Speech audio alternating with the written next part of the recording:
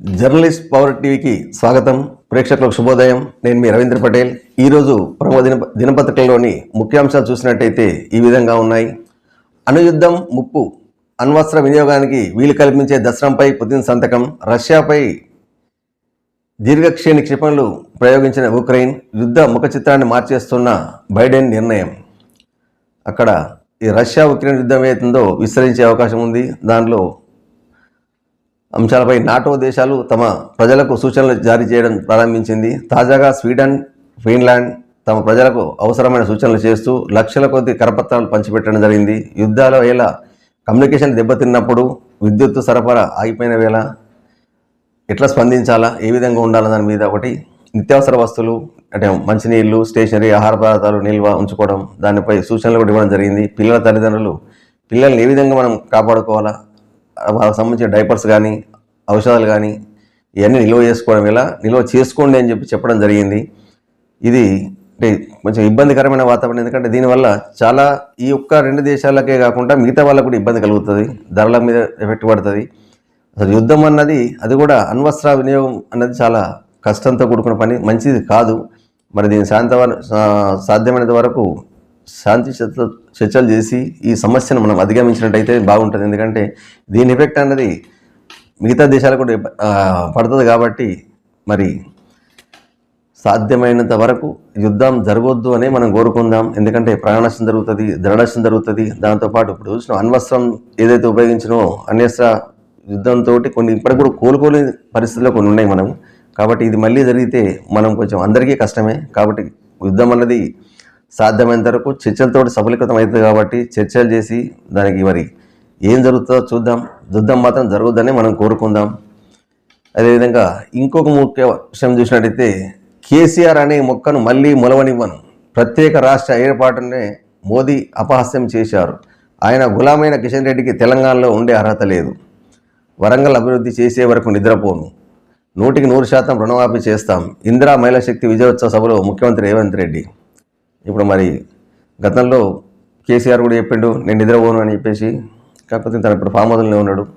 ఇప్పుడు మన ముఖ్యమంత్రి కూడా చెప్తున్నాడు అభివృద్ధి చేసే వరకు నిద్రపోను. బట్ మరి ఒక్క వరంగల్ అభివృద్ధి చేసే వరకు అంటున్నాడు. మరి తెలంగాణ రాష్ట్రం మొత్తం విడిపోవాలా? దీని గురించి కూడా ఆలోచించాలా.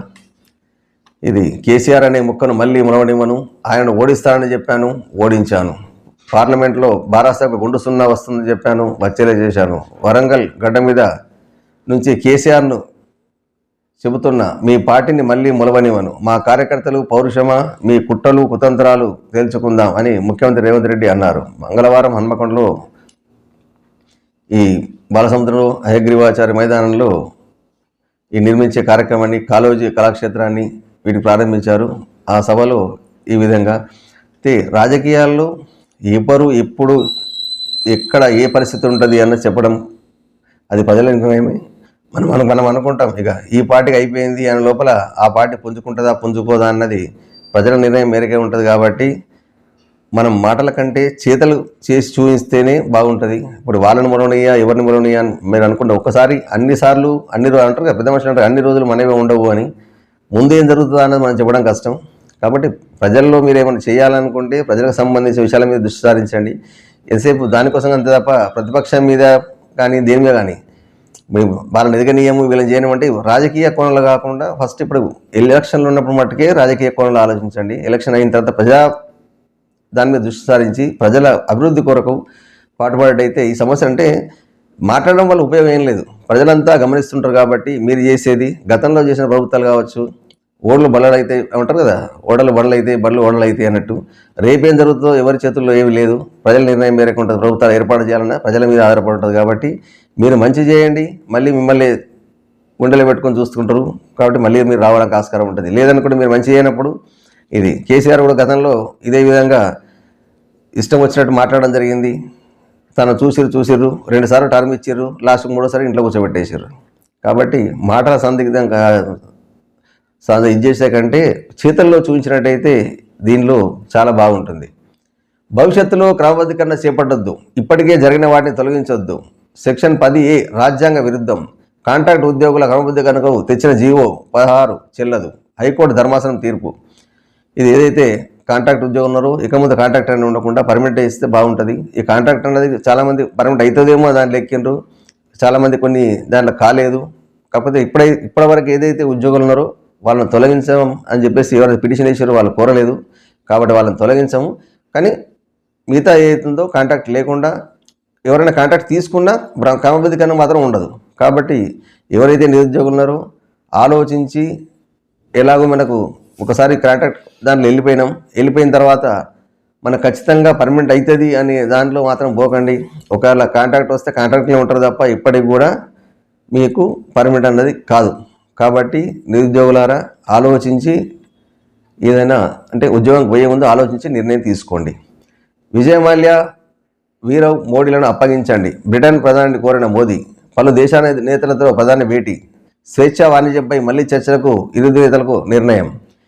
ఇక్కడ ఏదైతే మనకు అనుకుంటున్నాం కదా, భారతదేశాన్ని వదిలేసి విజయ్ మాల్యా మోసం చేసి నీరవ్ మోడీలు ఏదైతే చేసిండ్రో వీళ్ళు మనకు మోసం చేసి పోయారు కాబట్టి అని వాళ్ళకు దేశాన్ని చిప్పంటున్నారు. బ్రిటన్ ప్రధాని కోరిండ్రు ఏమని, వాళ్ళిద్దరు మాకు ఉపయోగించినట్టే మా దేశంలో జరిగిన దాని మీద మేము చర్యలు తీసుకునేది ఉంది అని చెప్పేసి వాళ్ళు కూడా సానుకూలంగా స్పందించిండ్రు. అక్కడ కొన్ని చట్టాల్లో కొంచెం ఇబ్బందులు ఉన్నాయి కాబట్టి అక్కడ చట్టాల మేరకు వాటిని చూసి ఆలోచించి ఖచ్చితంగా మేము చేస్తాము అని చెప్పేసి అక్కడ బ్రిటన్ ప్రధాని తెలపడం జరిగింది.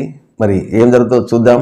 అంటే వీళ్ళిద్దరు వచ్చేదంటే మనకు కొంచెం మేలు జరుగుతుంది. మరి వాళ్ళు తీసుకొచ్చే దాంట్లోనూ ప్రధాని ఉన్నాడు, అది సఫలీకృతం కావాలని మనం కూడా కోరుకుందాం. అదేవిధంగా అధిక ఉప్పు పెనుముప్పు, ప్యాక్ ఫుడ్లో ఉన్న నియంత్రణ అత్యవసరం. WHO ప్రమాణాలు పాటిస్తే 10 ఏళ్లలో 3 లక్షల మరణాలు తగ్గుదల. ఇది వాస్తవంగా అధిక ఉప్పు అన్నది చాలామంది భోజనం చేసేటప్పుడు ఉప్పు సరిపోలేదని పైనుంచి మళ్ళీ ఉప్పు వేసుకుంటారు. ఆ ఉప్పు అనేది ఇక్కడ కూడా కరగదు. అసలు వండేటప్పుడు కూడా ఉప్పు తక్కువ వాడుకోవాలి. ప్రమాణాల ప్రకారమే ఉప్పు వాడుకున్నట్టయితే పరిస్థితులు అన్నది మనం ఆరోగ్యకరంగా ఉండవచ్చు. టేస్టీ కోసం అని పెట్టుకుంటే ఇప్పుడు చాలామంది చూస్తున్నాం, బీపీ పేషెంట్ చాలామంది ఉన్నారు. ఉప్పు తగ్గించండి అంటే చాలామంది తగ్గించాలంటే నాకు రుచి లేదండి అని చెప్పడం జరుగుతుంటుంది. రుచి కోసం చూసుకుంటే ప్రాణాలకేం ఉప్పు కదా. కాబట్టి ఎంత ప్రమాణంలో వాడాలో అంత ప్రమాణంలో వాడండి. ఇప్పుడే ఇప్పుడు చూస్తాం చాలామంది చిన్న వయసులో కూడా బీపీలు వస్తున్నాయి. ఇప్పుడున్న వాతావరణానికి, తినే ఆహారానికి ఈ దాంట్లో చాలా ఇబ్బందులు ఎదుర్కొంటున్నాం. కొన్ని అయితే కిడ్నీ సమస్యలు కూడా వస్తున్నాయి కాబట్టి షుగర్ పేషెంట్ కూడా తయారవుతున్నారు. ఈ ఉప్పులు అన్నది మీరు సాధ్యమైనంత వరకు తగ్గించి వాడినట్టయితే ఆరోగ్యంగా ఉండాలంటే శారీరక శ్రమ ఏదైతే ఇంపార్టెన్స్ ఉన్నామో మెంటల్ స్ట్రెస్ కంటే ముందు శారీరకంగా కూడా ఖచ్చితంగా నడక, వ్యాయామం, ఏదైతే ప్రాణాయామం ఇటువంటి ఏది చేస్తున్నామో వాటిని చేయాల్సిన అవసరం. చేస్తూ ఉప్పును కూడా సమపాలలో వాడినట్టయితే ఏదని అంటాం కదా, అతి అనర్థదాయకం అని ఏదైతే నానుడి ఉందో దానికి ఇట్లా మనం పాటించినట్టయితే మన ఆరోగ్యంగా మనం ఉండగలుగుతాం. అలా కాకుండా ఇప్పుడు తింటాం, తినాల్సిందే, వచ్చేది ఎట్లా తప్పదు కదా అనుకుంటే అది చాలా కష్టం. అంటే అది మొండి వైఖరి అవసరం లేదు. వచ్చేది ఎలాగ వస్తుంది అనుకుంటే దానికోసం మనం ముందు ట్రై చేయలేం కదా. యాక్సిడెంట్ అయ్యేది ఉంటే ఖచ్చితంగా అవుతుందని చెప్పి రోడ్డు మధ్య నుంచి ప్రయాణం చేస్తే ఖచ్చితంగా యాక్సిడెంట్ అవుతుంది. మన ప్రమాణాలు మనం పాటిస్తే తర్వాత వచ్చేది వేరే విషయం. కానీ ఇలాంటి మొండి వితండవాదాల గురించి మనం ఏం వాదించలేము వాళ్ళతోటి. అయినా ఎవరైతే ఆరోగ్యపరంగా దృష్టి ఇప్పుడు ఎక్సర్సైజ్ చేస్తున్న పొద్దున లేచి యోగా చేస్తుండ్రు, అన్నీ చేస్తున్నారు, కానీ ఉప్పు దగ్గరకు వచ్చేటప్పుడు కానీ మంచిగా బాగానే వేసుకొని తింటున్నారు. దానివల్ల నష్టం ఎక్కడ జరుగుతుంది? ఎంతవరకు చేసిన ఉపయోగం ఏముంది? మళ్ళీ ఇన్ని ఫిట్నెస్ అన్నీ చేసినాక నాకు బీపీ వచ్చిందండి, ఇది వచ్చింది, సమస్య వచ్చింది అని మనం చెప్పడం జరుగుతుంటుంది. కాబట్టి ఇప్పటికైనా ఆలోచించండి. ఆరోగ్యాన్ని ఎంతైతే మనం ఫిట్నెస్ కోసం చేస్తున్నామో దానిలో ఆరోగ్య ప్రమాణాలు కూడా పాటించాల్సిన అవసరం ఎంతైనా ఉన్నది. సాక్షి చూసినట్టయితే విజయోత్సవానికి రెడీ, ఏడాదైనా గూడేది. కాంగ్రెస్ సర్కారు 6 ప్రధాన గ్యారంటీల్లో ఒకటైన ఇందిరమ్మ ఇళ్లపై గందరగోళం. ఇళ్ల కోసం దరఖాస్తు స్వీకరించి వచ్చే నెలతో ఏడాది మార్గదర్శకాలు విడుదల చేసి 8 నెలలకు పూర్తి. పథకం అమలుపై కీలక కమిటీలు ఏర్పాటై కూడా నెల రోజులు. ఇప్పటి వరకు లబ్ధిదారులు ఎవరిలో తేలని తీరు. నెల రోజులుగా ఖాళీగానే కమిటీలు, జాడాలేని గ్రామ సభలు, ఒక్క దరఖాస్తును కలగని మోక్షం. తొలి ఏడాదిలో 4.16 లక్షల ఇల్లు నిర్మిస్తామన్న ప్రభుత్వం. మరి కోతలకే తప్ప ఇక్కడ ఆచరణాత్మకంగా ఏం జరుగుతలేదు. విజయోత్సవానికి రెడీ అయిపోయిండు, సంవత్సరంలో ముఖ్యంగా ఇందిరమ్మ ఇల్లు ఇస్తా అని చెప్పినాం. మరి ఎక్కడ కూడా ఇందిరమ్మ ఇల్లు ఇచ్చిన జాడాలు లేవు. మరి ఎంతవరకు అని చెప్పేసి ప్రజలు కూడా అడుగుతున్నారు. మరి దీని మీద ఇప్పుడు కోతలు చెప్తున్నాం మనం, కేసీఆర్ అట్లా, కేటీఆర్ ఇట్లా, ఇదే అని చెప్పేసి అంటున్నాం. అంటే ప్రతిపక్షాల మీద ఉన్న దుమ్మెత్తిపోసే టైం ఉన్న సమయం ఉంది, కానీ ఇక్కడ దీని మీద సమయం యొక్క జరుగుతలేదు. ఏదైతే ఇందిరమ్మ ఇల్లు ఇస్తా అన్నా మనం, స్థలం ఉన్నలకు మొదటి విడతగా స్థలం ఉండలకు చేద్దామన్నాం. మరి స్థలం ఉండదాన్ని ఎంక్వైరీ ఏం చేస్తుంది, ఒక కమిటీ చేస్తాను, కమిటీలు వేసారు, అది కూడా 4 రోజులు అయిపోయింది. మరి దాని మీద ఇంతవరకు అతిగతి ఏం లేదు. ఎట్లా అంటే కోతలు జరుగుతున్నాయి తప్ప ఇక్కడ ఆచరణాత్మకంగా ఏం జరుగుతలేవు. మాటలు కోటలు దాటుతున్నాయి, కాలు కడప దాటుతలేదంటే ఈ రకంగానే ఉన్నది. మరి 6 మొత్తం గ్యారెంటీ లేని మొత్తం మేము మా ప్రభుత్వం ఏం చేస్తుందో మీరు పంపిన సెంట్రల్ గవర్నమెంట్ కూడా చెప్పారు కదా, మోడీ గారు కూడా చెప్పారు, మీరు వాళ్ళని పంపండి, అవసరం ఉంటే మేము ప్రయాణ ఖర్చులు మేము భరిస్తాం, మా దగ్గర అభివృద్ధి ఏం చేసినా మొత్తం చూపిస్తామని చెప్పేసి ఇక్కడ చెప్పడం జరిగింది. మహారాష్ట్ర ఎలక్షన్లు పోయేటప్పటికి తెలంగాణ అభివృద్ధి చెంది తెలంగాణ వెలిగిపోతుందని చెప్పి అక్కడ చెప్పడం జరిగింది. మరి ఇక్కడ వస్తున్న ప్రజల ఒక్కరు కూడా ఒక గుడి ఇచ్చింది పాపన పోలేదు. మరి ఏది అంటే ప్రజలు అంటున్నాం కదా, అందుకని ప్రజలు అన్నీ గమనిస్తున్నారు. మీరు చెప్పేదానికి జరిగేదానికి వాస్తవికత ఎంత అన్నది కూడా ఖచ్చితంగా చెప్పాల్సిన అవసరం. ఇప్పుడు ఎంతవరకు వచ్చిన తర్వాత ఎంతమందికి ఇండ్లు ఇచ్చారు, కమిటేషన్ ఎలా అయింది, దాని మీద ఏం జరుగుతున్నది, అది లేదు. ఇక్కడ ఎక్కడైనా ఇప్పుడు సంవత్సరం అయింది ఏం సాధించారు అని చెప్పేసి చేసుకుంటారని కొందరు చేసుకుంటున్నారు అని చెప్పేసి కొందరు వస్తున్నారు, ప్రజలు వస్తున్నారు. ప్రజలు వచ్చినంత మాత్రాన విజయోత్సవ సభ 100% సక్సెస్ అయింది చెప్పడానికి ఏం లేదు. అలా అని చెప్పి అట్టడుగు వర్గాల ప్రజలు కూడా ఏమనుకుంటారు, ఇంతనం ఏం చేశారని ఉత్సాహాలు చేసుకుంటున్నారు, ఏం సాధించడం అని చెప్పేసి అని కూడా ప్రజలు కూడా అది కూడా అంటున్నారు. కాబట్టి ఇప్పటికైనా విజయోత్సవాల కంటే ముందు ప్రజలను విజయవంతంగా ఏమేమైతే మనం వాగ్దానాలు చేసినామో అవి ఫుల్ఫిల్ చేసిన తర్వాత ప్రజల కొద్ది అంటారు ఖచ్చితంగా చేయాల్సిందే. ఎందుకంటే అనుకున్న అన్నీ కూడా 100% చేసిన వాగ్దానాలు మొత్తం ఫుల్ఫిల్ చేశారు. కాబట్టి మాట గతంలో ఉండేది కాంగ్రెస్ ప్రభుత్వంకు మాట తప్పడు మడమ తిప్పడు అన్నది వైఎస్ఆర్ హయాంలో ఉండే. మరి ఇప్పుడు కూడా అదే మాట రేవంత్ రెడ్డి గారు కూడా చెప్పడం జరిగింది, మాట అంటే తప్ప మడమ తిప్పే ప్రసక్తి లేదు అని చెప్పిండు. మరి ఇక్కడ చూస్తే ఏ పనులు అయితే లేవు. మరి ఇంకా 4 ఏళ్ళు ఉన్నది, మరి 4 ఏళ్ళలో ఇంకా ఏం చెప్పడము అందుతుందా, మరి ఆచరణాత్మకంగా అన్ని పనులు జరుగుతాయా, ఏదైతే వాగ్దానాలు చేసినామో మరి అవన్నీ కూడా మళ్ళీ ఇంతకుముందు కూడా అన్నాడు ఒకసారి పత్రికా విలేకరుల టైంలో, మీ ప్లేస్లు ఇప్పుడు ఇచ్చేసినాం, నెక్స్ట్ మిగతా అన్ని మళ్ళీ వచ్చే సమయాలు ఇస్తాం, వచ్చే టర్మ్కి ఇస్తామని చెప్పేసి. మరి ఈ టర్మ్లో ఎన్ని అని పెండింగ్ పెడితే వచ్చే టర్మ్లో మళ్ళీ ఎప్పుడు ఇస్తారు. కాబట్టి ఈ టర్మ్లో ఇది పూర్తి చేయండి, వచ్చే సంవత్సరం వచ్చేదానికి ఎలక్షన్లో మళ్ళీ మేము టర్మ్ వస్తామా రామా అన్నది మీరు చేసే మంచి పనుల మీదనే ఆధారపడి ఉంటుంది. ప్రజలు ఏ నిర్ణయం తీసుకున్నా ప్రజల మీద ఆధారపడి ఉంటుంది. కాబట్టి మేము మళ్ళీ అది ఏదంటారు కదా మోచేకి బెల్ల పెట్టేట్టు కాకుండా మీరు చేయాల్సిన ఫుల్ఫిల్ మొత్తం చేయండి. చేస్తే ప్రజలు ఆటోమేటిక్ ప్రజలే మిమ్మల్ని కోరుకుంటారు కదా. మేము రావాలని మీరు అనుకో అవసరం లేదు, ప్రజల కొద్దిగా కోరుకుంటారు. మళ్ళీ మీరే రావాలా, మీరే ఉండాలా, మీరైతే ప్రజల కష్టం అర్థం చేసుకున్నారు కాబట్టి మాకు న్యాయం జరుగుతుంది అనుకున్న ప్రజల కొద్దు మిమ్మల్ని ఎన్నుకుంటారు. కాబట్టి రాజకీయాలకు అతీతంగా ప్రజల బాగు కోసం ఆలోచించే నాయకులు ఆలోచించాల్సిన అవసరం ఎంతైనా ఉంది. 1,000,000 మంది ఆడబిడ్డలను కోటీశ్వరులు చేస్తాం, అంబానీ ఆదాయాలను తలదిన్నేలా వ్యాపారవేత్తలుగా తీర్చిదిద్దాం, ఓరుగల్లు ప్రజా విజయోత్సవ సభలో సీఎం రేవంత్ రెడ్డి, మహిళల ఆశీస్సుతోనే మేము నిలబడ్డాం, కేసీఆర్ గెలిస్తే దోచుకుంటావు, ఓడితే ఫామ్ హౌస్లో పడుకుంటావా అన్న సీఎం. ఇది కేంద్ర మంత్రి కిషన్ రెడ్డికి తెలంగాణలో ఉండే హక్కు లేదంటూ ఆగ్రహం, కాళోజీ కళాక్షేత్రం ప్రారంభం. ఇది ఎట్లా అంటే మహిళలందరినీ కూడా ఇప్పుడైతే డాక్రా సంఘాలు ఉన్నాయి, మహిళా సాధికార కోసం కష్టపడుతున్నాం, వాళ్ళందరినీ కూడా కోటీశ్వరులు చేస్తాం, ఇంచుమించు అందరినీ కూడా ఆదాని అంబానీ తలదని వ్యాపారవేత్తలు తీర్చిదిద్దామంటున్నారు. అంటే ఉన్న సెంటెన్స్ ఏదైతుందో అది చాలా ఆనందదాయకమే, ఆహ్లాదదాయకమే, ఉత్సాహంగా ఉన్నది. మరి ఈ ఉన్న ప్రభుత్వం ఈ సమయంలో మరి ఎంతమంది ఆదాని అంబానీ ఎదుగుతుందో దాటి వాళ్ళ విధంగా వ్యాపారవేత్తలు ఎదుగుతారు మహిళా సంఘాలన్నీ కూడా. ఇప్పుడు మహిళా సంఘాలకు ఆల్రెడీ వడ్డీ లేని రుణాలు ఇస్తున్నారు, మరి ఇంతవరకు వడ్డీ కడుతూనే ఉన్నారు. మరి దాన్ని కూడా ఏం చేస్తారో చూద్దాం. ఇది అంటే మాటలు పూట దాటకుండా ఆచరణాత్మకంగా చేసి చూపించండి, చెప్పండి. చెప్తుండ్రు, చెప్పేదానికి ఇక్కడ జరిగేదానికి వాస్తవికతకు చాలా తేడా వస్తుంది. కాబట్టి ఆచరణాత్మకమైన వాగ్దానాలు చేయండి, ఆచరించి చూపించండి. మాట అంటే తప్పడు అనే ఒక పేరు గిట్లా మీకు సీఎం గారు ఇప్పటికైనా మీరు మహిళల కోసం మంచి కష్టపడ్డారు, వాళ్ళ ఆశీర్వాదంతో మీరు ఇలా సీట్లో కూర్చున్నారు, చాలా సంతోషం. ఇప్పటికి కూడా ప్రజలందరూ కూడా చూస్తున్నారు. కాబట్టి వాళ్ళందరూ ఇంకా మీకు ఫుల్ఫిల్గా సహకరించాలంటే చేసేదే చెప్పండి, చెప్పి దాన్ని పెండింగ్ పెట్టకండి. ఆచరణాత్మకం ఉన్నదాన్ని దాన్ని పూర్తి విశ్లేషణ చేసిన తర్వాతనే ఇప్పుడు గతంలో చేసిన పొరపాట్లు మళ్ళీ మీరు చేయొద్దని చెప్పేసి మేమైతే మనవి చేస్తున్నాం. ఎందుకంటే గతంలో కూడా అదే హంగు ఆర్భాటాలతోటి ఏమో చేస్తున్నామని చెప్పేసి మాయాజాలం ఒక ఇంద్రజాలం సృష్టించి చేసి చెప్పడం జరిగింది కొంచెం, చెప్పింది కొండంతా, జరిగింది గోరంతా అన్న టైప్ అయింది. కాబట్టి అలా కాకుండా మీరు కూడా చేసేదే చెప్పండి, చేసింది చెప్పండి, అంతే తప్ప ఆశలు కల్పించకండి. మళ్ళీ వాళ్ళు కూడా ఇదే వస్తుంది అని చెప్పేసి ఇప్పుడు సభలు కొట్టేస్తే తర్వాత మళ్ళీ మీరు వేరే దానిలో పడిపోయిన తర్వాత ఇది. ఇంకోటి ఏంటంటే ఎంతసేపు కూడా మన ప్రతిపక్ష నాయకులు కూడా విన్నపం ఏంటంటే ఎంతసేపు ప్రభుత్వాన్ని విమర్శించడం కాదు, ప్రజల సమస్యలు ఏదైతుంటే ప్రభుత్వానికి విన్నవించి ప్రజలకు న్యాయం జరిగే విధంగా చేయాలి తప్ప ఎంతసేపు మీ రాజకీయం కోసం మీరు వాళ్ళ మీద దుమ్మెత్తిపోవడం, వాళ్ళ మీ మీద దుమ్మెత్తిపోవడం అంటే ప్రజలను తప్పుదోవ పట్టించడానికి తప్ప ఇంకోటి ఏం లేదు. కేటీఆర్ ఏమంటాడు, ఏదో ఆయన ముఖ్యమంత్రి గారి మీద అంటారు. ముఖ్యమంత్రి ఏదంటే ఎంతసేపు ఈ బీఆర్ఎస్ పార్టీ మీద కానీ బీజేపీ మీద కానీ ప్రతిపక్షాలు వాళ్ళని వదిలేయండి. ఫస్ట్ మీరు ప్రజల కోసం ఆలోచించండి. మీ ప్రభుత్వం ఏం చేస్తుంది, ప్రజలకు ఏం చేస్తుండ్రు, ప్రజలు ఏ విధంగా బాగుపడాలా, మన ప్రజలకు వచ్చిన వాగ్దానాలు ఏ విధంగా ఫుల్ఫిల్ చేయాలా, ఉద్యోగాల కల్పన జరుగుతుంది, మీరు బాగానే చేస్తున్నారు, ఇంకా ఉద్యోగాల కల్పన ఇంకా చాలా ఆఫీసులు పెండింగ్లు ఉన్నాయి, వాటి గురించి ఆలోచించండి. అంతే తప్ప ఎంతసేపు వదిలేగానే ఏదైనా అంటే ఏ వార్త పెట్టినా ప్రతిపక్షంలో దుమ్మెత్తిపోయడం, ప్రతిపక్షాలు మీ మీద దుమ్మెత్తిపోయడం, ఇది రాజకీయం.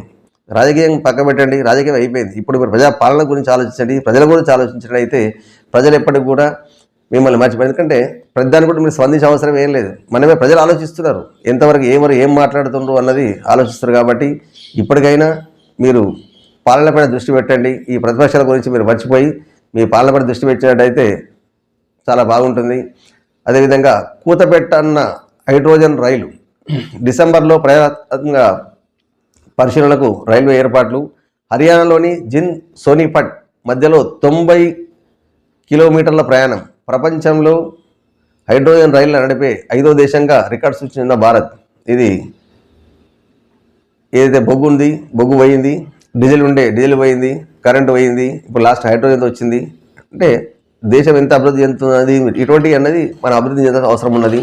దాంట్లో ఇప్పుడు మనం 5వ స్థానంలో వచ్చాం. ప్రపంచ దేశాల్లో కూడా 5వ స్థానం. అంటే డే టు డే డెవలప్మెంట్ అవుతుంది. ఎట్లా డెవలప్ చేయాలో, ప్రజలు ఏ విధంగా మనకు పర్యావరణం ఏ విధంగా కాపాడుకోవాలన్న దాని మీద ప్రధాని మంచి ఆలోచన చేస్తున్నారు. కాబట్టి ప్రతి ఒక్కరు ఉండే వాయు కాలుష్యం ఇందానికి అన్ని చాలా రకాలుగా భవిష్యత్తును దృష్టిలో పెట్టుకొని ఇటువంటి నిర్ణయాలు తీసుకోవడం జరుగుతుంది. కాబట్టి మంచిది. ఇటువంటి ఏదైతుందో మనం స్వాగతించాలి. ఎవరైతే దీన్ని కష్టపడుతుందో వాళ్ళని కూడా అభినందించాల్సిన అవసరం ఉంది. అంటే ప్రజలకు ఏ విధంగా మేలు జరుగుతుంది, ప్రజలు ఏ విధంగా అయితే బాగుంటుంది, భావితరాలకు ఏ విధంగా మనం ఆదుకోగలుగుతాం, అటువంటి దాన్ని దృష్టి సారించినట్టయితే బాగుంటుంది తప్ప ఎంతసేపు రాజకీయ దూషాలు లేదు. ఎలక్షన్ టైం వచ్చినప్పుడు మాత్రమే రాజకీయాల గురించి మాట్లాడండి. దాని తర్వాత ప్రజల గురించి ఆలోచిస్తే ఎవరికైనా బాగుంటుంది.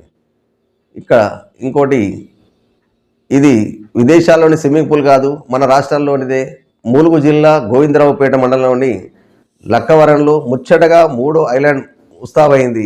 రూపాయలు 7 కోట్ల వ్యయంతో 8 ఎకరాల విస్తీర్ణంలో దీన్ని అభివృద్ధి చేశారు. పిల్లల కోసం ప్రత్యేకంగా ఈత కొలను, ఆట వస్త్రాలను ఏర్పాటు చేశారు. మంత్రులు జూపల్లి కృష్ణారావు, సీతక్క బుధవారం దీన్ని ప్రారంభించనున్నారు.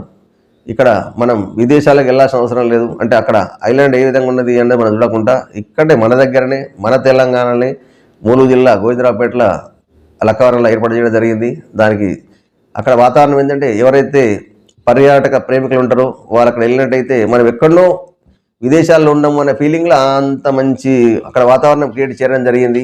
కాబట్టి పర్యాటక ప్రేమికులు ఉన్నట్టయితే మీరు వెళ్ళి మీ యొక్క అంటే మానసిక ఆనందాని కోసం కుటుంబంతో గడపడం అక్కడ ఏదైతుందో మీరు అక్కడ అక్కడ పోతే అట్మాస్ఫియర్ వేరే ఉంటుంది. మనం తెలంగాణలో ఉన్నాము అనడానికి కూడా ఆస్కారం లేకుండా విదేశాల్లో ఎట్లయితే ఉంటుందో ఆ రకంగా అక్కడ అట్మాస్ఫియర్ క్రియేట్ చేయడం జరిగింది. దానికోసం 7 కోట్లు ఖర్చు చేసిండు.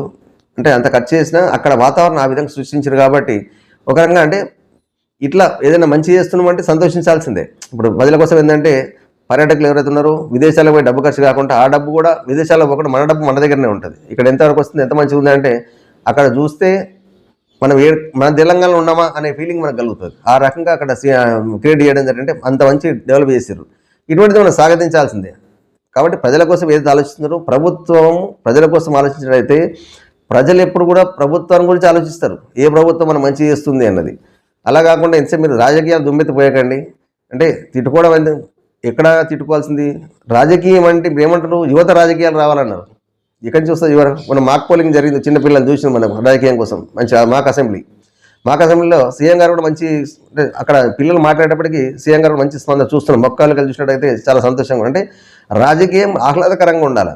కొన్నిసార్లు అసెంబ్లీలో చూస్తున్నాం మనం, గతంలో గురించి చాలాసార్లు చూసినాం అసెంబ్లీలో. ఎందుకంటే ఆ తిట్టుకోవడం చేయడం అనేది కాకుండా ఒకరు ఏం సమస్య చెప్తారో వినేసి దానికి సమాధానంగా చెప్పినట్టయితే బాగుంటుంది. ఒక్కోసారి కొందరికైతే యువత రాజకీయాలు ఎట్లా వస్తారండి రావడానికి, ఆహ్లాదకర వాతావరణము, రాజకీయ ఒక పొలైట్నెస్, ఒక రాజకీయ నాయకుడు ఎట్లుండాలా అన్న దాని మీద కొంచెం విశ్లేషణ జరగాల్సింది. రాజకీయం అంటే ఏదో గెలిచే వరకు ఒక రకంగా, గెలిచిన తర్వాత ఇంకో రకంగా కాకుండా ప్రజల మధ్యలో ఉన్నట్టే అయితేనే బాగుంటుంది. ప్రజల ఉద్యోగాలు ఉండాలంటే ఖచ్చితంగా మీరు ప్రజల మధ్యలో ఉండాలా, ప్రజల కోసమే ఆలోచించాలా. అయితేనే ఖచ్చితంగా నాయకుడు అనేవాడు ఆ విధంగా ఉంటే ఎప్పుడైనా అక్కడ పార్టీలు అనేది పక్క పెట్టేసేయండి, రాజకీయ వ్యక్తిగతంగానే గౌరవం ఉంటుంది. కాబట్టి ఇప్పటికైనా రాజకీయ నాయకులు ఎవరైతే ఉన్నారో దీని గురించి మంచిగా ఆలోచించండి, ప్రజల పక్షాన్ని ఆలోచించండి, ప్రజల బాగు కోసం ఆలోచించండి. అదేవిధంగా ప్రజా జాగృతి పత్రిక చూసినట్టయితే ఇష్టారాజ్యంగా తిరుగుతున్న ఎలుకలు సర్కారు దవాఖానలో షాకింగ్ సీన్. ఇది ఎక్కడనో కాకుండా నగర నడుబొడ్డున ఇది హైదరాబాద్లో ఉస్మానియా ఆసుపత్రిలో జరిగింది. ఇది అక్కడ ఆసుపత్రిలో ఎలుకలు సంచరిస్తున్నాయి. అది కూడా పేషెంట్లు ఇక్కడ వాళ్ళకి ఇబ్బంది అవుతుంది, వచ్చే పేషెంట్ అటెండర్లకు కూడా ఇబ్బంది అవుతున్నది. ఎన్నో రోగాల పాలై చికిత్స కోసం అక్కడికి వస్తే ఈ హాస్పిటల్లో వచ్చే రోగులకు ఏదైతుందో బెంబెలెత్తుతున్నాయి. అక్కడ ఈ ఎలుకల పరిస్థితి చూసి రోగులకు తోడుగా ఉండేందుకు వచ్చిన వారి కుటుంబ సభ్యులకు కూడా ఇబ్బంది అవుతుంది. వాళ్ళకు కూడా మధ్య ఆ ఎలుకల మధ్యనే కాపురం చేసి వస్తున్నది వాళ్ళకు. కాబట్టి మరి అక్కడ వాళ్ళ పరిస్థితి ఏంది అడిగితే వాళ్ళకు కూడా ఏం చేయలేని పరిస్థితిలో ఉన్నారు. మరి ఇంత పెద్ద ఆసుపత్రి పరిస్థితి ఈ విధంగా ఉంటే మరి ఇంకా మారుమూల ఉన్న గ్రామాల్లో ఉన్న హాస్పిటల్ పరిస్థితి ఏంది? ఇదైతే హైదరాబాద్ సిటీ ఉస్మానియా పేరుగాంచిన హాస్పిటల్. ఇక్కడ ఎలుకలు ఈ విధంగా సంచరిస్తున్నారంటే మరి అక్కడ ఉన్న స్టాఫ్ ఏ విధంగా చేస్తున్నారు, దాని పర్యావరణ ఏ విధంగా జరుగుతుంది, మరి పేషెంట్కి ఏ విధంగా వైద్యం చేస్తున్నారు, మరి ఆసుపత్రి వారు ఏం చర్యలు తీసుకుంటారు, దీని మరి ఎప్పుడు స్పందిస్తుందా ప్రభుత్వం వారు? దీని మీద స్పందించి అక్కడ ఉన్న హాస్పిటల్ సూపరింటెండెంట్ ఎవరైతే ఉన్నారో వారు కూడా స్పందించి దీని నివారణపై ఏ విధంగా చేస్తారు అంటే అక్కడ నీట్నెస్ మెయింటైన్ చేయకపోవడం ఒకటి, దాని పరిసరాలు కూడా శుభ్రంగా లేకపోవడం కూడా ఇది చాలా ఇబ్బందికరమైన వార్త ఇది. కాబట్టి మరి ఎలుకలు వచ్చి చిన్నపిల్లలు కూడా ఉంటారు, అక్కడ చిన్నపిల్లకి కరిచినట్టయితే అక్కడ ఉన్న ప్రజలకు కరిచినట్టయితే దానికి బాధ్యులు ఎవరు? మరి హాస్పిటల్ అంటే ఎంత నీట్గా ఉండాలా అని అంటారు కదా, అంత హైజీనిక్ ఉండాలంటే ఇక్కడ హైజీనిక్ కాదు కదా, మొత్తం ఎలుకలు తిరుగుతూ సంచరిస్తున్నాయి. పేషెంట్లకు కూడా భయం అవుతున్నది, ఉన్న అటెండర్లకు ఇబ్బంది అవుతుంది, అక్కడ పడుకోవాలంటే కూడా వాళ్ళు కొంచెం ఇబ్బంది ఇదవుతున్నారు. కానీ తప్పనిసరి పరిస్థితి ఆసుపత్రికి వచ్చినాం కాబట్టి ఏం చేయలేని పరిస్థితులు అక్కడ ఉన్నారు. కాబట్టి ఇప్పటికైనా ఆసుపత్రి సిబ్బంది దాంతోపాటు ఆసుపత్రి సూపరింటెండెంట్ ప్రభుత్వం వారు కూడా దీని మీద స్పందించి ఇటువంటిది పునరావృతం కాకుండా ఒకటిది నగర నడిబొడ్డున్న హైదరాబాద్ సిటీ మధ్యలో ఉన్న హాస్పిటల్ ఉస్మానియా హాస్పిటల్ పేరుగాంచిన హాస్పిటల్ ఏ విధంగా ఉంటే మిగతా హాస్పిటల్ కూడా ఏ విధంగా ఉన్నాయి. కాబట్టి క్షేత్రస్థాయిలో మిగతా హాస్పిటల్ కూడా జిల్లాలో ఉన్న హాస్పిటల్లో కూడా మనం పర్యటించి ఇటువంటి ఏదైనా లోపాలు ఉన్నట్టయితే వాటిని సరిదిద్దాల్సిన అవసరం ఎంతైనా ఉంది. ప్రజల ఆరోగ్యం దృష్ట్యా మేము ఆసుపత్రిలో ఆరోగ్యం అందరికీ అందిస్తున్నామనే దానికంటే ముందు పరిసరాలు కూడా శుభ్రంగా ఉంచి ఇక్కడికి వచ్చి రోగాల పాలు కాకుండా ఇప్పుడు ఎలుకల వల్ల కూడా వేరే రోగాలు వస్తాయి కదా, మరి దానికి ఇబ్బంది ఏముంది? జబ్బును వదిలించుకోవడానికి హాస్పిటల్కి వస్తే ఇంకో జబ్బును ఎండబెట్టుకోవాలంటే ఉన్న జబ్బు తగ్గిపోతుంది, కొత్త జబ్బును ఎండబెట్టుకోవాల్సి వస్తుంది, ఇంటికి వస్తుంది. కాబట్టి ఇప్పటికైనా స్పందించి ఈ ప్రజలను ఆదుకోవాల్సిన అవసరం, ప్రజల ఆరోగ్యాలు ఏవైతే ఉన్నాయో వాటిని కాపాడాల్సిన అవసరం ప్రభుత్వం పైన అక్కడున్న హాస్పిటల్ సిబ్బంది పైన ఉంది. కాబట్టి మరి ఇప్పటికైనా స్పందించండి. మరి చూద్దాం ప్రభుత్వం వారు ఏం నిర్ణయం తీసుకుంటారా, మరి ప్రజల ఆరోగ్యం పట్టేనా లేకుంటే ఇదే అంతా ఒట్టిదేనా అన్నది మనం వేచి చూద్దాం. అదేవిధంగా ఊపిరి పీల్చుకునేది ఎలా? అక్కడ ఉంటే రోజుకు 50 సిగరెట్ తాగినట్టే. ఇది ఢిల్లీ వాతావరణ కాలుష్యంలో ఏది జరుగుతుందో, ఢిల్లీలో సిగరెట్ తాగే వాళ్ళ సంగతి మనం పక్క పెట్టేస్తే సిగరెట్ తాగని వాళ్ళ పరిస్థితి కూడా ఎట్లా అంటే రోజుకు ఒక 40-50 సిగరెట్ తాగినంత కాలుష్యం పెరిగిపోయింది అక్కడ. ఒక రోజు 24 గంటలు మనం ఏంటంటే 50 సిగరెట్ తాగినంటే ఎంత కాలుష్యం ఉంచు చూడండి. కాబట్టి కాలుష్య నివారణ కోసం అక్కడ చర్యలు తీసుకోవడం అవసరం ఉంది, మొక్కల పెంపకం అవసరం ఉంది. అక్కడ వ్యవసాయదారులలో ఏం చేస్తున్నారు, అక్కడ తలగబెడుతున్నారు. అది తలగబెట్టడం అనేది కరెక్ట్ కాదు. అది ఇక్కడనే కాదు, చాలా జిల్లాలలో కూడా ఇదే జరుగుతున్నది. అక్కడ క్రాకర్ కాల్చడము ప్రధానంగా అక్కడ ఉండేది. కాబట్టి దాంతోపాటుగా వెహికల్ కాలుష్యం ఉన్నది, వెహికల్స్ కూడా పొగ రావడం. అందుకని అక్కడ వెహికల్స్ అనేది కూడా క్రమబద్ధంగా సంఖ్య పెట్టేసి ఈ సంఖ్య ఉన్న బండ్లు ఈ రోజు నడవాలా అన్నది ఒక పాలసీ పెట్టుకున్నారు. కానీ అక్కడ కాలుష్యం మాత్రం బాగానే పెరిగిపోయింది. కొన్ని దగ్గర అయితే ఇళ్లలో కూడా కాలుష్యం ఏంటంటే కిటికీలన్నీ మూసుకొని ఉంటున్నారు. ఇంట్లో మూసుకొని ఉండడం వల్ల ఇంటి అక్కడ ఉన్న కాలుష్యం అక్కడక్కడ రిపీట్ అవుతుంది. కాబట్టి అది కూడా ఇబ్బంది వాళ్ళకు. ఈ బయోమాస్ బర్నింగ్ వంటి మూలాల నుండి ఏర్పడుతున్నాయి. పెరుగుతున్న కాలుష్యాన్ని కేంద్ర ప్రభుత్వమే బాధ్యత వహించాలని ఢిల్లీ ముఖ్యమంత్రి ఆరోపిస్తున్నారు. దేశంలోని వివిధ రాష్ట్రాల్లో పంట వ్యర్థాలు తగలబెట్టి సంఘటనలు నిరంతరం పెరుగుతున్నాయని, అనేక సందర్భాల్లో తగినంత వెంటిలేషన్ లేకుండా మూసి ఉన్న ప్రదేశాల్లో విష పదార్థాలు పేరుకుపోవడం వల్ల బయట కాలుష్యం కంటే ఇండోర్ కాలుష్యం ఎక్కువ హానికరం. అంతేకాకుండా బహిరంగ కాలుష్యం ఎక్కువగా ఉన్న ప్రాంతాల్లో ప్రజలు కిటికీలు మూసి ఉంచుతున్నారు. దానివల్ల కూడా మనకు ఏంటంటే ఇబ్బంది అవుతుంది. కాబట్టి ప్రతి ఒక్కరు కూడా తమ వంతు బాధ్యతగా కాలుష్య నివారణ ఉపాయాలు ఏం చేస్తే బాగుంటుంది అన్నది చూడండి. ప్రతి ఒక్కరు కూడా మొక్కలు నాటండి, పర్యావరణాన్ని కాపాడండి. పర్యావరణం మనం కాపాడినట్టయితేనే పర్యావరణం మనల్ని కాపాడుతుంది. ప్రకృతితో ఎప్పుడు కూడా మనం ఏం చేయలేము, వేరే దేనితోటైనా తట్టుకోవచ్చు. కానీ ప్రకృతి వైపరీత్యాలను తట్టుకోవడం అన్నది ఎవరితరం కాదు. దానికి నష్టం పరిచేది మనమే, కాబట్టి బాధపడాల్సింది కూడా మనమే. కాబట్టి ఇప్పటికైనా ప్రజలందరూ ఆలోచించండి. ప్రజలందరూ కూడా తమ బాధ్యతగా ఇంతకుముందు గౌరవ ప్రధాని చెప్పడం జరిగింది. ఏది మీ యొక్క పుట్టినరోజు కావచ్చు, మాకే నామ్ పేడ్ అని చెప్పేసి జాడ్ పెట్టడం జరిగింది.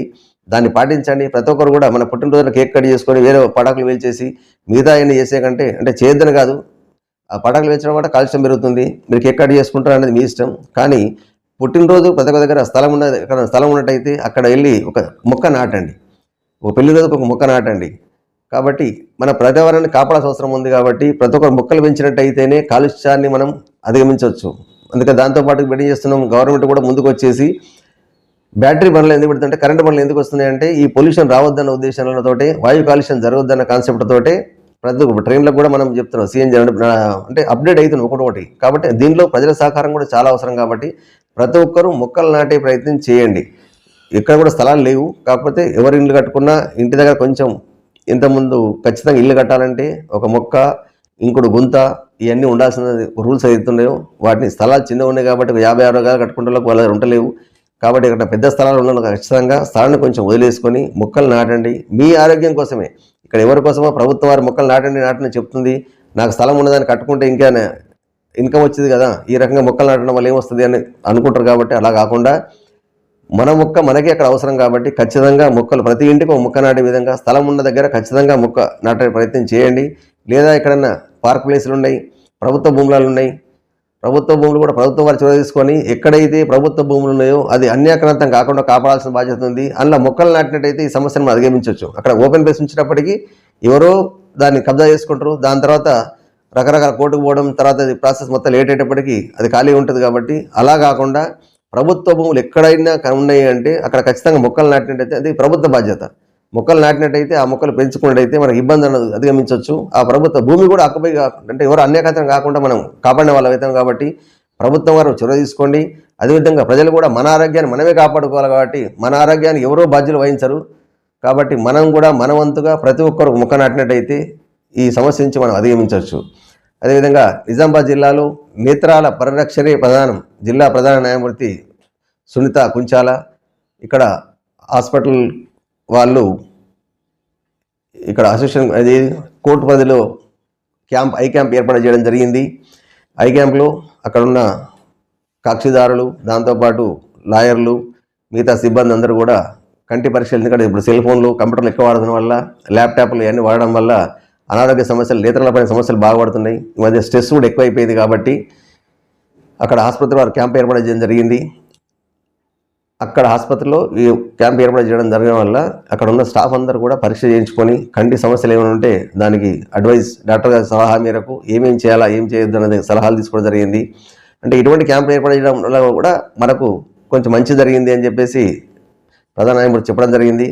ఎందుకంటే మా సిబ్బందిని, మా వాళ్ళందరినీ దృష్టిలో పెట్టుకొని మీరు ఇక్కడికి రావడం అన్నది కూడా చాలా సంతోషదాయకం అని చెప్పేసి హర్షం చెప్పడం జరిగింది వాళ్ళకు. కాబట్టి అందరూ కూడా మన కళ్ళను మనం కాపాడుకోవాలి. ఇప్పుడు చాలామంది నేటి యువతను చూస్తున్నాం. పిల్లలందరూ కూడా ప్రొద్దున లేచి నుంచి సెల్ ఫోన్ వాడుతున్నారు, లేదా కంప్యూటర్ చూస్తున్నారు, టీవీలు చూస్తున్నారు. దీనివల్ల నష్టం ఎక్కడ జరుగుతుంది? కంటి సమస్యలు చాలా చిన్న పిల్లల నుంచి ఉత్పన్నమవుతుంది. ఒక్కొక్కరు చాలా దొడ్డు అద్దాలు పెడుతున్నారు. అంటే పాయింట్ పెరుగుతుంది.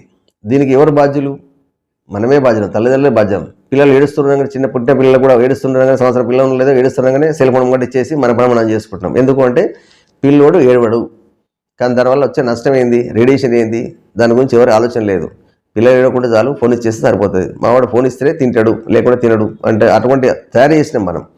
పిల్లలకి ఎక్కడైనా బుక్స్ చదవడం గురించి కానీ, ఇంకేమైనా ఆధ్యాత్మికంగా వినడం గురించి కానీ ఎక్కడ ఏం చెప్తలేం మనం. ఇంతకుముందు ఉమ్మడి కుటుంబం ఉండే కాబట్టి నానమ్మ తాతలు అందరూ ఉంటారు కాబట్టి పిల్లలు ఆడుకుంటుంటారు. ఇప్పుడు ఎక్కడ ఉమ్మడి కుటుంబాలు కనబడలేవు కాబట్టి ఉన్నదే వాళ్ళ పని కావాలని చెప్పేస్తే పిల్లలకు ఫోన్ ఇచ్చేస్తున్నారు. దీనివల్ల భవిష్యత్తులో చాలా ఇబ్బందులు ఎదుర్కోవాల్సి వస్తుంది. కాబట్టి ఇప్పటికైనా అందరం తల్లిదండ్రులు కూడా గమనించి ఇటువంటిది ఇబ్బందులు రాకుండా మన చేతుల్లో ఉంది. మన ఆరోగ్యం మన చేతుల్లో ఏదైతే నానుందో దానికి ఖచ్చితంగా మనమే బాధ్యులం.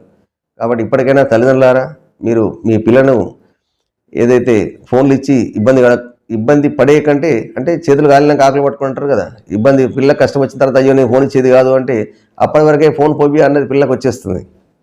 కాబట్టి జాగ్రత్తగా మీ పిల్లల కంటి రక్షణ అన్నది తల్లిదండ్రుల బాధ్యత. ఈ విధంగా క్యాంపులు వేసేసి ఇప్పుడు కోర్టులో ఏది చేసిండ్రో అలా చేయడం అనేది మంచిది. ఇది కోర్టులకే పరిమితం కాకుండా అక్కడక్కడ ఈ క్యాంప్స్ అనేది కూడా, అంటే స్లమ్లో కూడా వెళ్ళేసి పరీక్షలు చేసినట్టయితే వాళ్ళు ఉచితంగా చేస్తున్నాం. కాబట్టి ఇప్పుడు క్యాంపులు వేస్తున్న కొన్ని NGOs ఉంటాయి కాబట్టి అదేవిధంగా ఇటువంటి ఆసుపత్రి వాళ్ళు కూడా ఉండి ముందుకు వచ్చి క్యాంపులలో అక్కడ స్లమ్లలో కూడా వేసినట్టయితే అక్కడ చాలా ఇబ్బందులు ఉంటాయి వాళ్ళకు. ఉచితంగా అద్దాలు పరీక్షించడం అని చేస్తే ఇంకా బాగుంటుంది. అదేవిధంగా మరో బాధాకరమైన వార్త చూసినట్టయితే ఛాతీలో నొప్పి వస్తుంది, ఆసుపత్రికి తీసుకెళ్ళండి అమ్మ. నేను ఒక చిన్న పాప 4 ఏళ్ల పాప చూస్తుండగానే కళ్ళ ముంగటనే చనిపోవడం జరిగింది. ఛాతీలో నొప్పి వస్తుందని కలిసి ఒక ప్రాథమిక చికిత్సా కేంద్రాన్ని తీసుకెళ్ళి అక్కడ ఉన్న డాక్టర్కు చూపించేసేటప్పటికి సిపిఆర్ చేయడం జరిగింది. అయినా రాలేదు, అంటే మళ్ళీ ప్రాణాలు రాలేదు. కాబట్టి మళ్ళీ హాస్పిటల్ తీసుకెళ్ళాం, పెద్ద హాస్పిటల్ తీసుకెళ్ళండు. అక్కడ కూడా వాళ్ళు కూడా చూసేసి అమ్మ చనిపోయిందని చెప్పడం జరిగింది. ఇది కొంచెం బాధాకరమైన విషయం. ఇక్కడ చిన్నపిల్లలు, పెద్దవాళ్ళు అయితేనే కనీసం ఏంటంటే ఫిట్నెస్ లేదు కదా, ఏదైనా ఇబ్బంది ఆరోగ్య సమస్యలు ఉండొచ్చు అనుకోవచ్చు. 4 సంవత్సరాల పిల్ల అమ్మాయికి కూడా ఛాతీలో నొప్పి రావడం, గుండెపోటు రావడం, చనిపోవడం అనేది బాధాకరమైన విషయం. కాబట్టి మరి ఆ అమ్మాయికి సమస్యలు ఉన్నాయంటే పుట్టి నుంచి ఏ సమస్య లేవు, చలాకీగా ఆరోగ్యంగా ఆనందంగా ఉన్నది. ఏ సమస్య కూడా ఎంతవరకు రాలేదు. ఇది రావడమే ఫస్ట్ టైం ఇది ఇట్లా జరిగింది అని చెప్పేసి పాపం ఆ తల్లిదండ్రులకు ఒకటే అమ్మాయి కాబట్టి వాళ్ళంతా శోకస బాధతో ఉన్నారు. అదేవిధంగా ఆ గ్రామం మొత్తం కూడా కొంచెం బాధాకరంగానే ఉన్నది. ఇక దానికి ఏం చేయలేం. కానీ పిల్లలకు ఏదైతుందో మీరు వైద్య సలహాలు పాటించండి, సూచనలు చూడండి. చిన్న చిన్న సమస్యలే కదని చెప్పేసి సెల్ఫ్ మెడికేషన్ తీసుకోకుండా ఏదైనా సమస్య వచ్చింది అనుకోకుండా ఖచ్చితంగా పిల్లల ఆరోగ్యం దృష్టి పెట్టేసి నిపుణులైన వైద్యుల సలహాలు తీసుకొని ఏదైనా సమస్యలు ఉన్నట్టయితే చిన్న సమస్య చిన్నగా ఉన్నప్పుడే మనం అధిగమించినట్టయితే ఇంకొంచెం కాపాడిన వాళ్ళం అవుతాం. ఇంకో వార్త చూసుకున్నట్టయితే అలా చేస్తే చర్యలు తప్పవు, రంగనాథ్ హెచ్చరిక. ఇది రాష్ట్రంలో ఏదైతే హైడ్రా ఉందో హైడ్రా కమిషనర్ చెప్తున్నాడు, చెరువులు అటువంటి దాన్ని కబ్జా చేసిన వాళ్ళం ఏదైనా ఉంటే ఖచ్చితంగా చర్యలు తీసుకుంటాం, దాంట్లో ఎట్టి పరిస్థితుల్లో రాజీ లేదు. ఏదైతుందో మా ఉద్దేశమే, హైడ్రా ఉద్దేశమే, ప్రధాన ఉద్దేశం ఏంది, చెరువుల పునరుద్ధరణ, రోడ్లు పార్కులను ఆక్రమించకుండా చర్యలు తీసుకోవడమే పని. ఎవరు ఆక్రమించినా దాన్ని మాత్రం వదిలేసేయలేదు. ఎందుకంటే హైడ్రా ఇప్పుడు ఏం చేస్తలేదు కదా అని చెప్పి అనుకోవడం అవసరం లేదు. ఖచ్చితంగా కంప్లైంట్లు వస్తే ఎక్కడైతే రోడ్లు ఉన్నాయో దాన్ని కబ్జా చేసిన చెరువులు కానీ ఎక్కడ ఏది ఉన్నా కబ్జా ఏది జరిగినా ఖచ్చితంగా చర్యలు ఉంటాయి. కాబట్టి ప్రజలారా ఇప్పటికైనా మీరు అంటే తర్వాత వచ్చేసి ఇప్పుడు కోర్టు పరంగా వెళ్ళిండు, ముందుకు వచ్చింది కాబట్టి కొలగొట్టేశారు. కట్టుకునేటప్పుడే కొంచెం స్థలం చూసుకొని కట్టుకున్నట్టయితే మీరు సమస్య నుంచి అధిగమించవచ్చు. ఇప్పుడు ఏమైతే లేదే, మన అధికారులు మెయింటైన్ చేసుకుంటున్నాం, మన ఇల్లు కట్టుకుంటున్నాం, మనకి ఏం బాధ లేదు, ఏం లేదనుకుంటే భవిష్యత్తులో అది ఎప్పుడన్నా డిమాండ్ చేయడానికి ఆస్కారం ఉంది. కాబట్టి ముందు జాగ్రత్తగా మీరు కట్టుకునేటప్పుడే మీ స్థలాన్ని చూసుకొని, అది మీకోసమే కాబట్టి ఒక ఇల్లు అనేది కళ, ఆ ఇంటిని ఎలా కట్టుకోవాలన్నది కూడా మీ కళనే. దాన్ని ఏదో కట్టుకుంటున్నాం కదా బయటకు వచ్చి మంచిగా ఉండాలా చేసేసి మనం మొత్తం స్థలం ఆక్రమించి కట్టుకుంటామంటే నష్టం జరిగేది మనకే. కాబట్టి ఎప్పుడన్నా భవిష్యత్తు నష్టం జరగవచ్చు. కాబట్టి మీ స్థలంలో మీరు మంచిగా మీ ఎంత ప్రదేశం ఉందో ఖాళీ స్థలం చూసుకోండి, అంతే ఇల్లు కట్టుకోండి, అంతే తప్ప ఎంక్రోచ్మెంట్స్ అనేది ఏం చేయకండి. స్థలాలు కొనేటప్పుడు కూడా చాలా ఆచితూచి కొనండి. ఎందుకంటే ప్రభుత్వ భూములు ఉన్నాయా లేకుంటే చెరువులు కబ్జా చేసిన భూములు ఉన్నాయా అన్నది కూడా ఆచితూచి కొనండి. ఏదో వస్తుంది తక్కువ ధరకు వస్తుందో అది కొనేసినట్టయితే తర్వాత నష్టపోయేది మళ్ళీ కొనుక్కున్న వాళ్ళే. కాబట్టి ఆలోచించి పూర్తి స్థాయిలో విశ్లేషణ చేసిన తర్వాతనే కొనుక్కోండి. కొనుక్కున్న స్థలంలో ఇల్లు కట్టుకున్నప్పుడు కూడా ఎంకరేజ్మెంట్స్ అనేది లేకుండా చూసుకొని కట్టుకోండి. భవిష్యత్తులో మీకు కూడా ఇబ్బంది లేకుండా ఉంటుంది. ఈ వార్తలు ఇంతటితో సమాప్తం. తిరిగి రేపు కలుద్దాం. నమస్తే.